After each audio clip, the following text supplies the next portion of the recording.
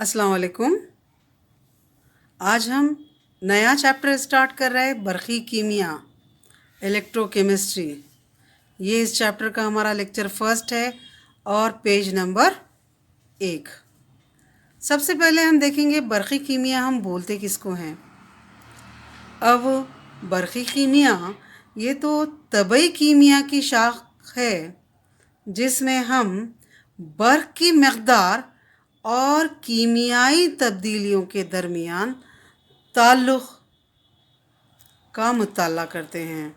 बर्क़ की मक़दार और कीमियाई तब्दीलियों के दरमियान ताल्लुक़, इसके क्या मायने हुए? यानी हमारे पास कुछ ऐसे बरक़ी ख़ाने हैं जिसमें हम बर्क़ गुज़ारते हैं तो अंदर कीमियाई तामुलात होते हैं, और कुछ ऐसे बरक़ी ख़ाने हैं जिसमें अंदर कीमियाई तामुलात होकर हमको बाहर बर्क़ रॉ मिलती है।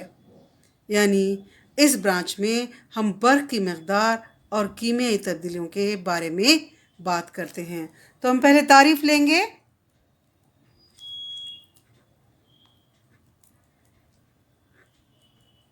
तबई कीमिया की वो शाख जिसमें बर्क़ की मक़दार और कीमियाई तब्दीलियों के दरमियान बाहमी ताल्लुक़ का मुताला किया जाता है। बरक़ी कीमिया कहलाती है। ठीक है बच्चों। अब एक बहुत आसान सी टर्म है मौसूल, जिसको हम इंग्लिश में कंडक्टर कहेंगे। आप इससे वाकिफ़ हो, बहुत अच्छे से वाकिफ़ हो, आपने पढ़ा है। वो शय जिससे बर्क़ गुज़रती है उसको मौसूल कहते हैं। ठीक है, तो हम लिखेंगे वो शय जिससे बर्क़ गुज़रती है या बर्क़ की मक़दार गुज़रती है, मौसूल कहलाती है। अब मौसूल की तो आप कई एग्ज़ाम्पल ले सकते हो। आप इसमें कॉपर और एल्युमिनियम जैसी धातें ले सकते हो।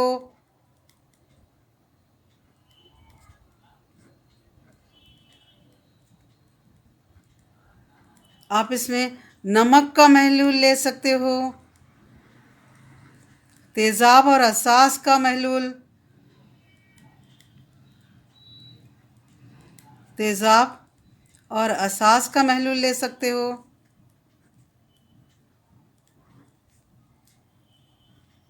ठीक है, मौसूल के दो अक़साम हैं।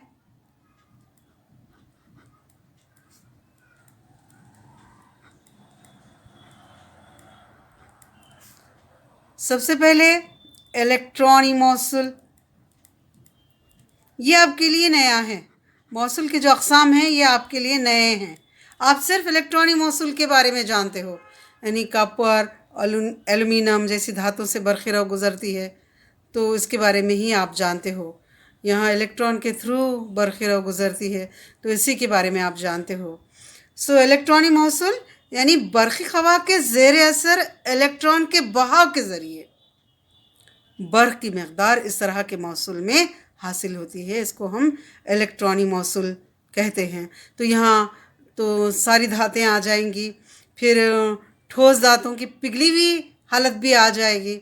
इस तरह से इलेक्ट्रॉनी मौसूल बर्क़ी ख़वा के ज़ेर असर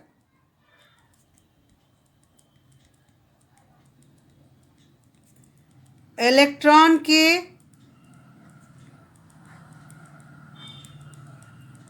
बहाव के ज़रिए बर्फ की मकदार जिस मौसूल से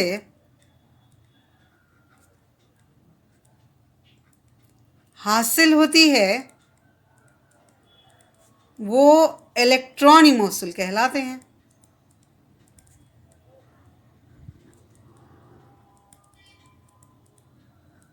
मिसाल यहाँ हम ले सकते हैं कॉपर, एल्युमिनियम जैसी धातें,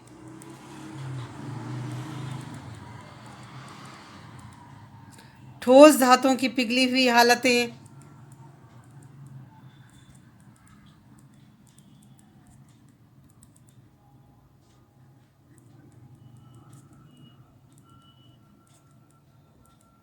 वगैरह।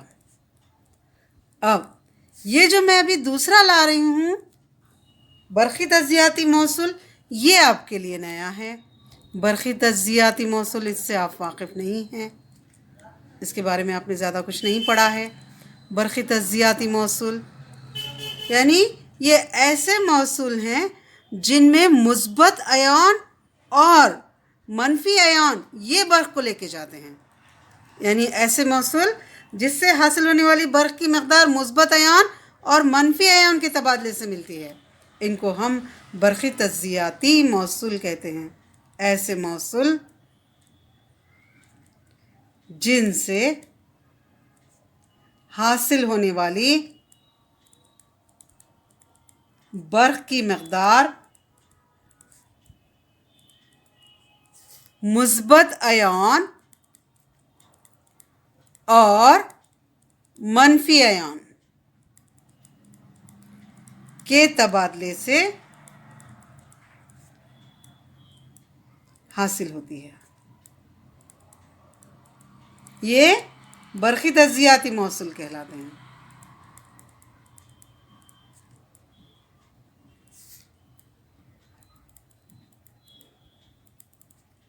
इसमें आ जाएंगे नमक का महलूल, तेज़ाब और असास का महलूल,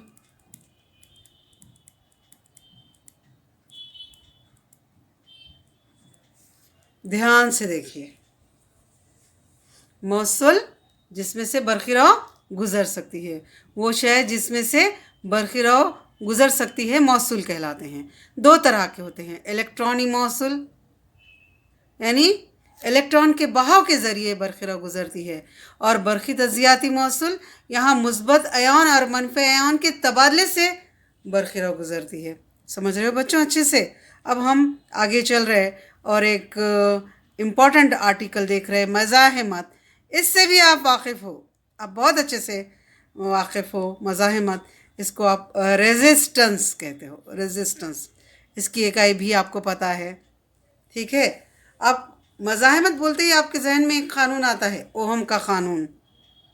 ओहम का क़ानून V = IR, समझ रहे हो बच्चों?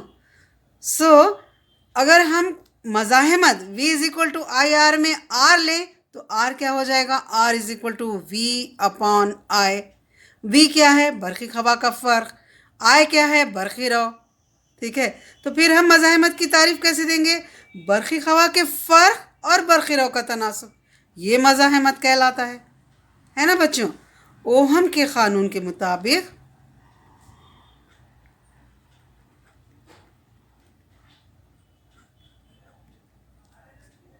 मज़ाहिमत R ये बरक़ी ख़वा के फ़र्क V और बरक़ी रौ I का तनासुब होती है, ठीक है। यानी हम ऐसे लिख सकते हैं R = V/I। देखो बच्चों, ये जो बरक़ी ख़वा का फ़र्क है इसकी इकाई क्या है? इसकी इकाई वोल्ट है। और ये जो बरक़ी रौ है इसकी इकाई क्या है? इसकी इकाई एम्पियर है। तो फिर मज़ाहमत की इकाई क्या हो जाएगी? वोल्ट पर एम्पियर, क्योंकि नसब नुमा में बरखिराव है, इसलिए वोल्ट पर एम्पियर। समझ रहे हो? और इसी को साइंटिस्ट ओहम के नाम पर हम इसको ओहम कहते हैं। ठीक है ना? तो हम वो इकाई के बारे में ज़रा बात कर लेते हैं। ये जो बरक़ी ख़वा का फ़र्क है, इसको हम वोल्ट वोल्ट और ये जो बरक़िराव है, इसकी इकाई एम्पियर एम्पियर। समझ रहे हो बच्चों? तो फिर V अपॉन ए, यानी कैसे हो गया? V अपॉन ए यानी कैसे हो गया? V पर एम्पियर, यानी इसकी इकाई ये क्या कहलाती है? ओहम। ठीक है बच्चों, हम थोड़ा सा इसके बारे में बात कर लेते हैं। बरक़ी ख़वा के फ़र्क की एसआई इकाई वोल्ट और बरक़िराव की एसआई इकाई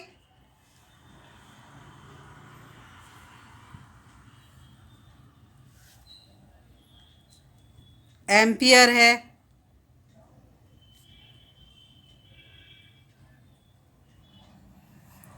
मज़ाहमत के लिए एसआई इकाई क्या होगी? वोल्ट फी एम्पियर। ठीक है, लिहाजा मज़ाहमत के लिए इकाई वोल्ट पर एम्पियर। हम उर्दू में कैसे बोलेंगे? वोल्ट फी एम्पियर, वोल्ट फी एम्पियर, जो क्या कहलाती है? जो ओहम कहलाती है, ओहम कहलाती है। समझ रहे हो बच्चों? ठीक है, अब ये जो पेज है, इस पेज का आप स्क्रीनशॉट ध्यान से ले लें। आप इस पेज का स्क्रीनशॉट ले लें ध्यान से। पेज नंबर 1 का आप स्क्रीनशॉट ले लें।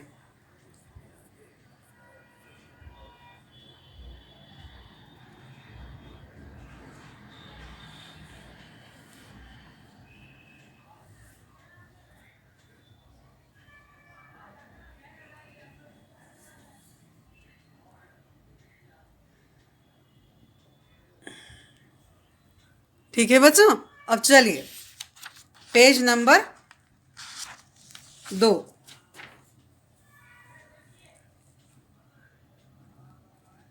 Page number 2। अब हम बरक़ी सालियत के बारे में पढ़ रहे हैं। महलूल की बरक़ी सालियत।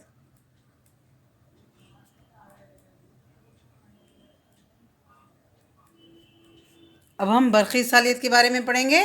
Electrical conductance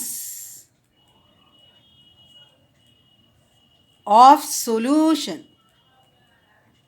electrical conductance of solution. अब ये जो मज़ाहमत है वो आर से हम इसको ज़ाहिर करते हैं, और मज़ाहमत का जो माकूस होता है वो बरक़ी सालियत कहलाती है। समझ रहे हो बच्चों? मौसूल की बरक़ी ईसालियत ये मज़ाहमत का माकूस होती है, मज़ाहमत का माकूस होती है। इसे हम मज़ाहमत को हम आर से ज़ाहिर करते हैं, और बरक़ी सालियत को इसे हम कैपिटल जी से ज़ाहिर करते हैं। समझने की कोशिश कीजिए, इसे हम कैपिटल जी से ज़ाहिर करते हैं।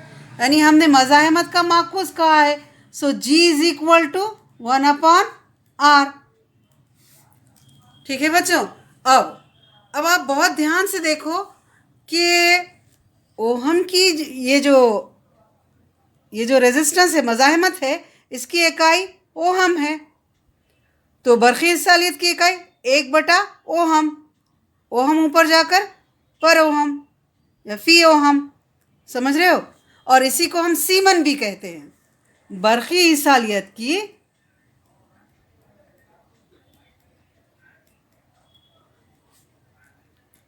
एसआई इकाई फी ओहम, फी ओहम है।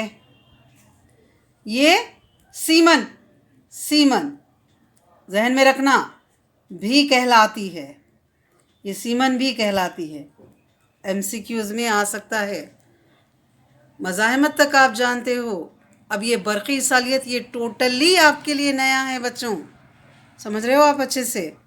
अब देखिए एक बहुत इम्पॉर्टेंट बात मैं आपको बता रही हूँ, ख़ास तौर पर उन बच्चों के लिए जो एंट्रेंस अपीयर होने वाले हैं।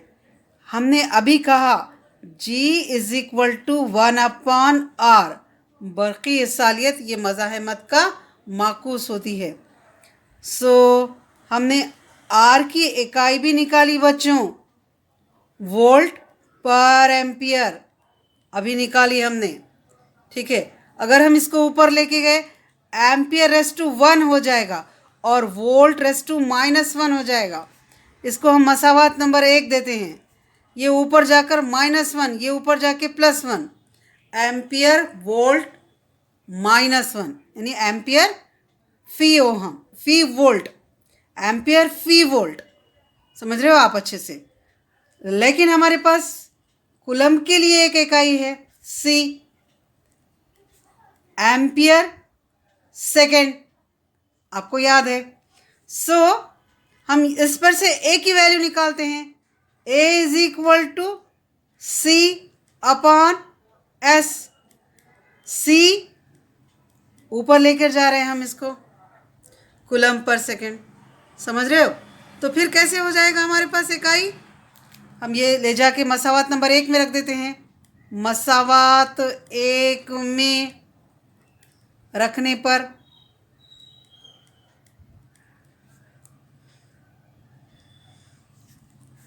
ए की वैल्यू हम रख दे रहे, तो हमारे पास क्या आ जाएगा, हमारे पास जी आ जाएगा सी एस रेस टू -1 और वी रेस टू -1। ये ख़ास तौर पर आप जहन में रखो, समझ रहे हो बच्चों। अब देखिए हम एक और नई टर्म की तरफ चल रहे हैं। ये तो टोटली आपके लिए नया है, ये भी आपके लिए नया है, ये भी आपके लिए नया है। मौसूल की मज़ाहमियत,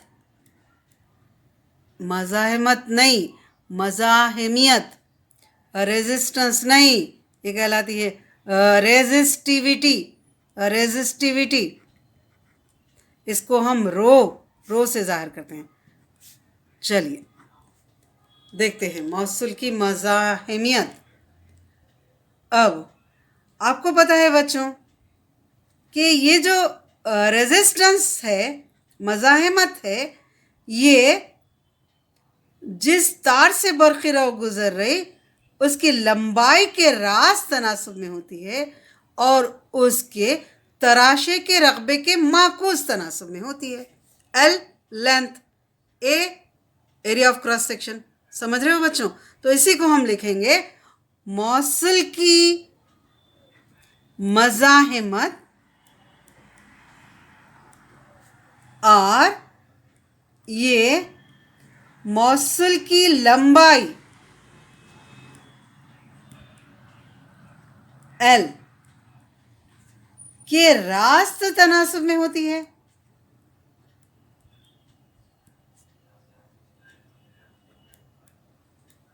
और मौसूल के तराशे के रकबे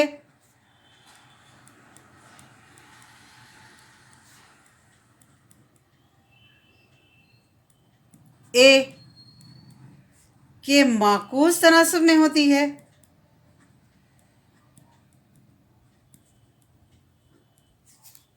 आप ध्यान से देखिए, ये जो तनासुब की अलामत है उसको निकाल कर हम कुछ ना कुछ मुस्तकिल लगा सकते हैं। चूँकि बात मज़ाहमत की चली है इसलिए हम एक मुस्तकिल लगा रहे जो मज़ाहमियत कहलाता है, ये है रो, ठीक है बच्चों। तो रो इंटू एल अपॉन ए, जहाँ रो क्या है, ये तो तनासुब मुस्तकिल है, जहाँ रो ये तनासुब मुस्तकिल है, जो क्या कहलाएगा, जो मज़ाहिमियत, मज़ाहिमियत यानी रेजिस्टिविटी, रेजिस्टिविटी कहलाता है। ठीक है बच्चों, अब ज़रा हम इसकी इकाई की तरफ भी जाएंगे। हमको रो की इकाई चाहिए तो रो को रोक लेते हैं, इसकी इकाई भी लेंगे, इसकी तारीफ भी लेंगे। ठीक है बच्चों, तो रो को रोक लेंगे। इधर आर है, ये ए नसब नुमा में है, इधर ऊपर चला जाएगा, आर इंटू ए। एल ऊपर है, ये नीचे आ जाएगा, R into A upon L. समझ रहे हो बच्चों? मज़ाहिमत ओहम, एरिया रकबा, रकबा की इकाई लंबाई ज़रब चौड़ाई मीटर ज़रब मीटर, मीटर की दूसरी लंबाई मीटर में।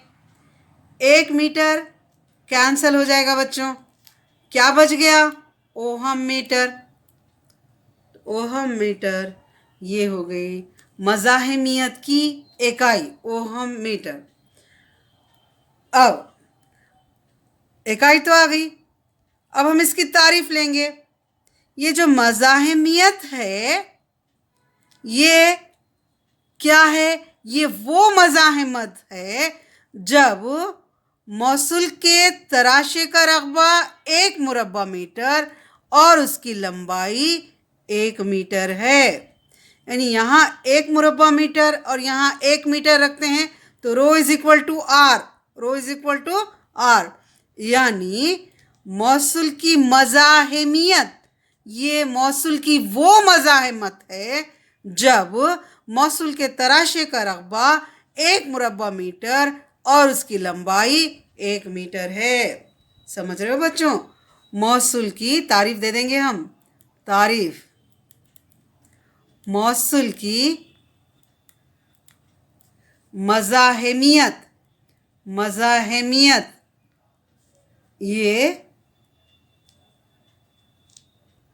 मौसूल की वो मज़ाहिमत है जब मौसूल के तराशे का रकबा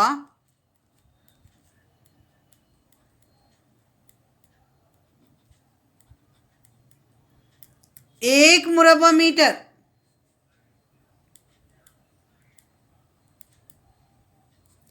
और मौसूल की लंबाई 1 मीटर है और मज़ाहिमियत की इकाई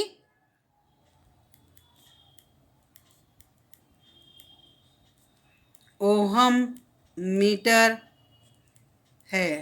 समझ रहे हो बच्चों? चलिए आप इस पेज का स्क्रीनशॉट ले लें।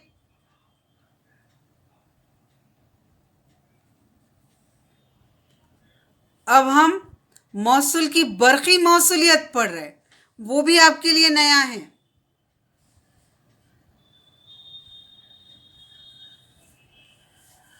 हम क्या देख रहे हैं आप? मौसूल की बरक़ी मौसूलियत।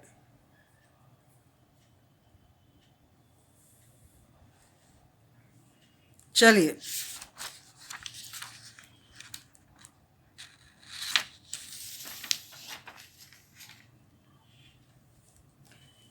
पेज नंबर 3,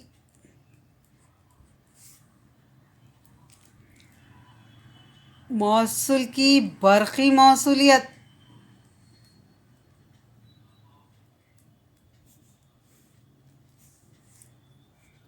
कंडक्टिविटी,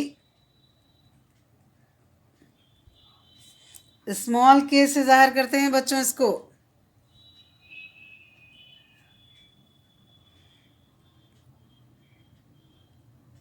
अब देखो हमने क्या कहा था, हमने कहा था G is equal to 1 upon R। अभी और आर हमने बोला था रास तनासुब में है एल के और माकूस तनासुब में है ए के, मौसूल की लंबाई के रास तनासुब में है और एरिया ऑफ क्रॉस सेक्शन के माकूस तनासुब में है। तो जी कैसा होगा? सो जी ये रास तनासुब में होगा ए के और माकूस तनासुब में होगा एल के। यही बात हम अब बोलने वाले हैं। समझ रहे हो बच्चों? मौसूल की बरक़ी ईसालियत ये मौसूल के तराशे के रग़बे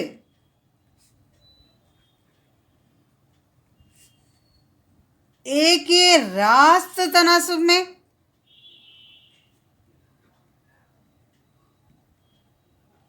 और मौसूल की लंबाई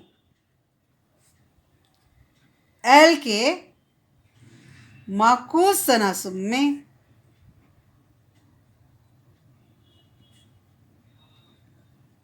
होती है। जी रास्त बदलती है ए के और माकूस बदलते हैं एल के। अब ये रास्त तनासुब की अलामत निकाल कर हम मुस्तकिल लगा रहे।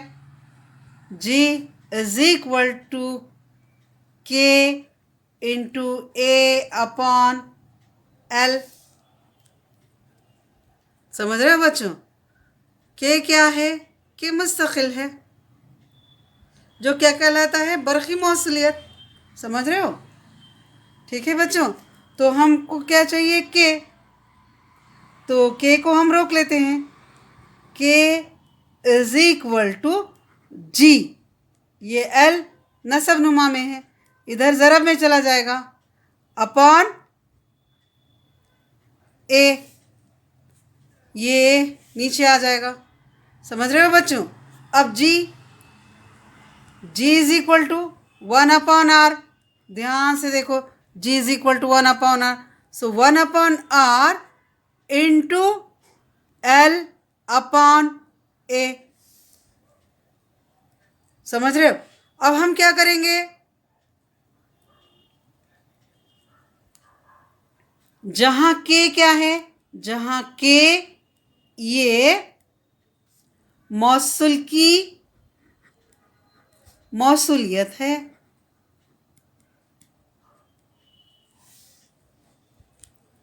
ठीक है? मौसूल की मौसूलियत की तारीफ कैसे देंगे? मौसूल की मौसूलियत ये 1 मीटर लंबी और 1 मुरब्बा मीटर तराशे का रकबा रखने वाले मौसूल की मौसूलियत है, जो 1 मीटर लंबाई और 1 मुरब्बा मीटर तराशे का रकबा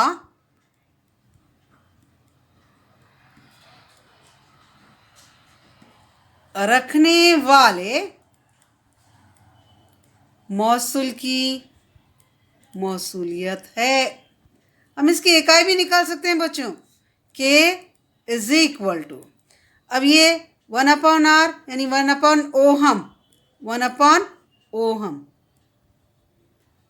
इंटू एल लंबाई मीटर में, तराशे का रकबा मीटर की दूसरी, 1 मीटर कैंसिल हो जाएगा बच्चों ऊपर से नीचे से। सो के इज इक्वल टू, ये ओहम ऊपर गया फी ओहम और मीटर भी ऊपर गया तो फी मीटर। अब फी ओहम को आप सीमन कह सकते हो, तो सीमन पर मीटर, यानी के की एसआई इकाई क्या है? फी ओहम फी मीटर या सीमन पर मीटर। के की एसआई इकाई ये फी ओहम फी मीटर या सीमन फी मीटर है। अब आम इकाई में तो लंबाई की हम सेंटीमीटर लेंगे, इसकी आम इकाई ये भी आती है, याद रखिए आप,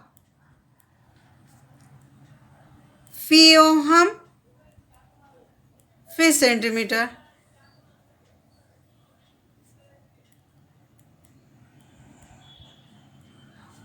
होती है। अब एक बहुत इम्पॉर्टेंट, हमने पीछे रो देखा है, ठीक है, और अब के देखा है। रो क्या है? रो ये मौसूल की मज़ाहिमियत है, और के क्या है? के ये मौसूल की बरक़ी मौसूलियत है। अब हम के और रो में क्या रिश्ता है ये देखने के लिए दोनों की मसावतें को आमने सामने रखते हैं। देखो, मौसूल की मज़ाहिमियत रो क्या है? Is equal to R into A upon L, और ये क्या है? मज़ाहिमियत, मज़ाहिमियत। और अभी तो हमने निकाला मौसूलियत, मौसूलियत is equal to 1 upon R into L upon A. ध्यान से देखिए, इसको हम स्मॉल के से जाहिर कर, ये वाली इक्वेशन ध्यान से देखो। अब देखो बच्चों, rho is equal to R into A by L, और K is equal to 1 upon R into L by A. इन दोनों का मवाजना करो, आपको खुद समझ में आ जाएगा कि मौसूल की मौसूलियत ये मौसूल की मज़ाहिमियत का माकूस होती है। हम यहाँ लिख भी देंगे, मौसूल की मौसूलियत ये मौसूल की मज़ाहिमियत का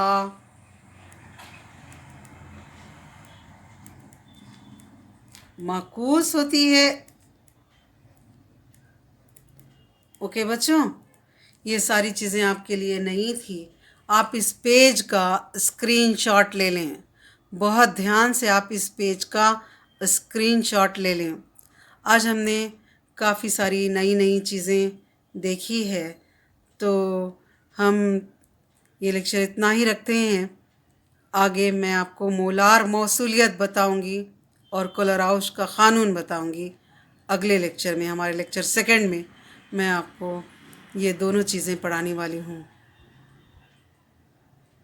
ठीक है बच्चों, अल्लाह हाफिज़।